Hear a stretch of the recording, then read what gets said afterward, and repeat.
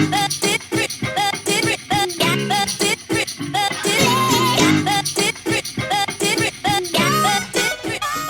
of those, and then we can start. So, how's everybody doing? This week has been one which has had more twists and turns in the education space, but there are two things which we need to really focus on this week. First of all, as indicated late last year, when Wales cancelled the exams for next summer, I indicated that England would probably follow suit, and now it has. So we are down to teacher assessment for the summer exams. But what does that actually mean? You see, most people say teacher assessment and go really, really happy because they think that that is the solution to everything. And to a large extent it is, because teachers know their students, know their capabilities, and are perfectly capable as professionals of assessing. However, we still have the standardisation process to go through. So you won't find a teacher, none, that knows that the child is a level 3 and awards them a level 6. That isn't going to happen. What will happen is that teachers are very, very firm, fair, and will prepare students to achieve their top grades.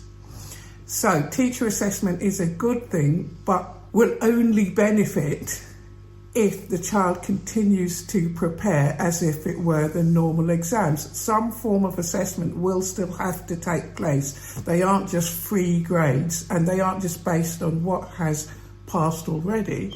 There's still time in the school year to pick up the pace, and there's still time to change the outcomes. So yes, the advice from me remains the same. Your child should still be preparing as if the summer exams were going ahead, even though we know they're not. Do not pull back on the reins just because it's teacher assessment. Teachers are professionals and will assess in a way that produces fair results, but that doesn't mean that they're going to produce results that do not reflect the position as is. Okay? So they will still prepare assessments that will produce the position as is. This coffee is really nice. It's really important that we continue as we've been going along, making the progress and improving the progress that we've been making. Standardisation is still a thing, and I will give you an update on this as soon as practically possible. I'm watching the ball. You can rely on me.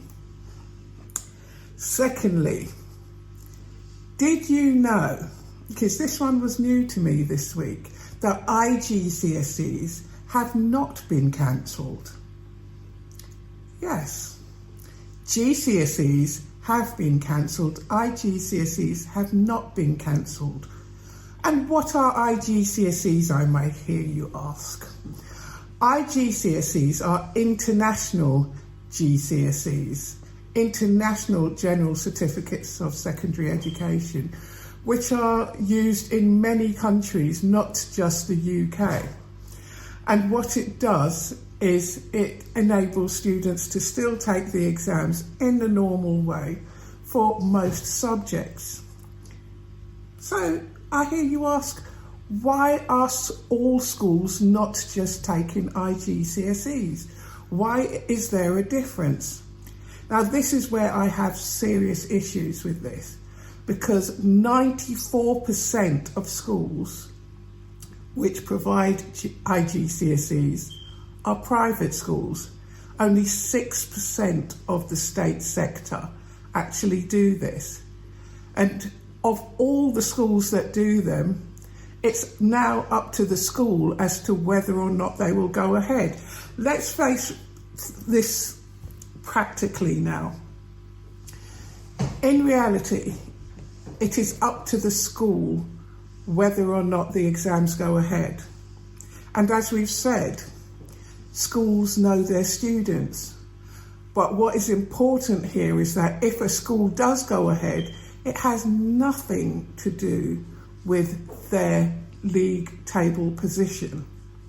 Nothing, unlike GCSEs. The league table positions are not affected by IGCSEs. They can't be used as a marker. But what they can be used to do is enable students to take the exams that they've worked so long and hard for, 2 years. So some students for who exams are the way forward, because some people are just good at exams, let's face it. Some people are good at vocational work, but not exams. Everybody has their strengths. But 94% of the IGCSEs entrants in the UK are private schools. That is correct. 94%. So of those schools, those who are good at exams, those who can show their strengths through exams, will still be able to go ahead, study online because of the provision they're given, and take the exams that they've been preparing for so long. That is motivation. Let's ponder on that for a minute, shall we? What does this mean for students' futures? What it means is, yes, we hear a lot of employers can't just use the current position. Let me just put this down.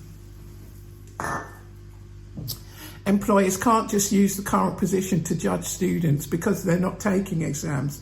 But we can't really dictate what will happen, can we? Last year showed us that things can change in a heartbeat, and we have very little control about some things in our lives. But it provides that choice to some students and not to others, creating a lot of inequalities.